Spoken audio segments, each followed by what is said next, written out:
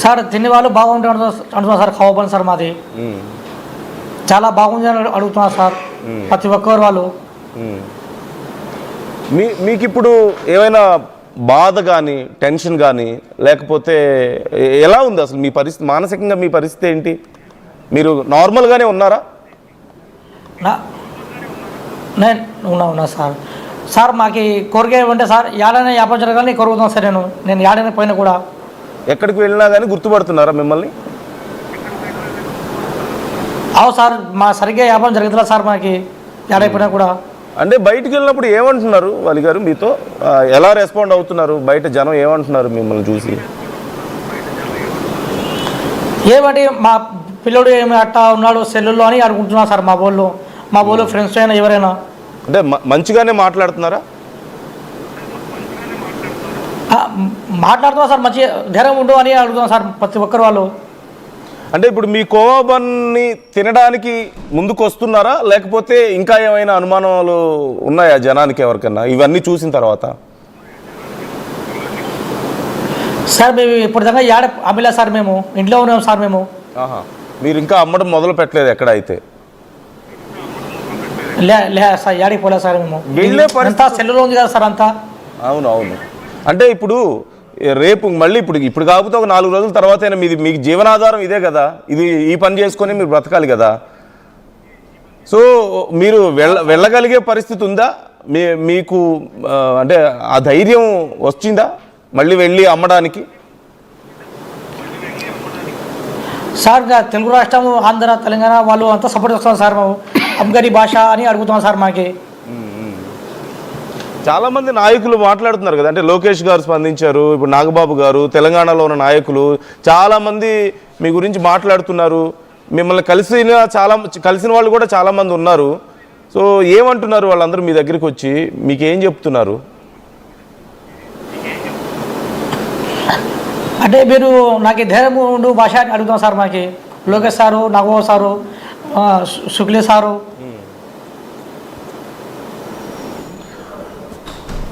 సరే ఒకసారి ఆ రోజు అంటే మేము చూసాం ఆ వీడియో, ఏం జరిగింది ఏంటనేది ఆ వీడియో మేము చాలామందిని చూసాం. అప్పుడు మీ పరిస్థితి ఏంటి? అంటే మిమ్మల్ని చూస్తుంటే మొత్తం చెమటలు పట్టేసి మీ కళ్ళలోంచి నీళ్ళు వస్తున్నాయి. వాళ్ళేమో తినండి అని చెప్పేసి చూపించు అని చెప్పి అడుగుతూ ఉన్నారు. మీ పరిస్థితి ఏంటి అప్పుడు? మీరు భయపడ్డారా లేకపోతే అసలు మీకేం కోపం రాలేదా వాళ్ళందరూ అలా చేస్తుంటే?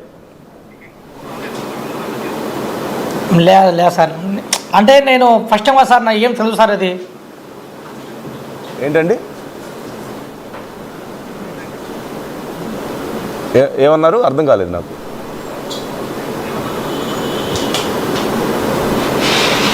వలి గారు నా వాయిస్ వస్తుందా మీకు? వస్తుంది సార్. ఏమన్నారు ఆ రోజు? మీ పరిస్థితి ఏంటి? అంటే మీకు కోపం రాలేదా ఆ రోజు?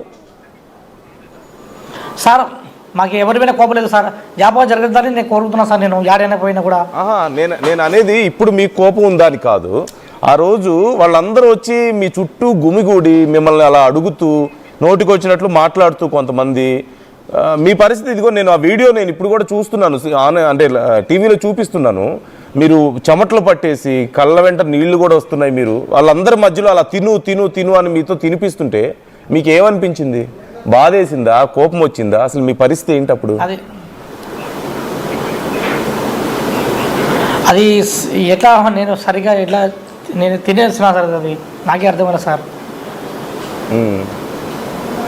అక్కడి నుంచి మరి ఎలా బయటపడగలిగారు? వాళ్ళందరూ మీ చుట్టూ ఉన్నారు కదా, చాలా మంది మిమ్మల్ని అడుగుతూ ఉన్నారు, పోలీస్ కంప్లైంట్ ఇస్తామని చెప్పారు.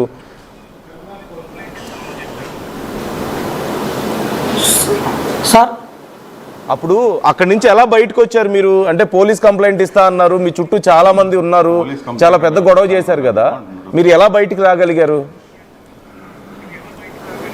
సార్ మేము వచ్చేసారు రాత్రి సార్. ఎక్కడ అంటే వలి గారు మాకు అసలు ఎందుకు మొదలైంది ఇది మాకు చెప్పగలుగుతారా? అంటే మీ దగ్గరికే వచ్చి మీరు ఏదో అమ్ముతున్నారు, అమ్మకూడదు ఏదో అమ్ముతున్నారని, దానివల్ల ఏదో నష్టం జరుగుతుందని చెప్పి అంత గొడవ చేశారు కదా ఆ రోజు. అసలు ఎందుకు వచ్చారు మీ దగ్గరికి? వాళ్ళు మీ దగ్గరికే ఎందుకు వచ్చారు?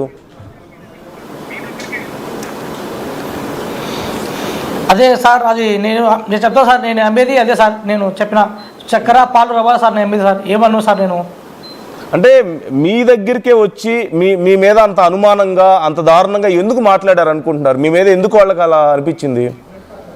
మీకేమన్నా అర్థమైందా? అది నాకు తెలుసు సార్. తెలియదు సార్ మేము ఓన్లీ వ్యాపారం చేస్తాం సార్, మేము మా అంత తెలుసు సార్, చదువు రాదు సార్ మాకి.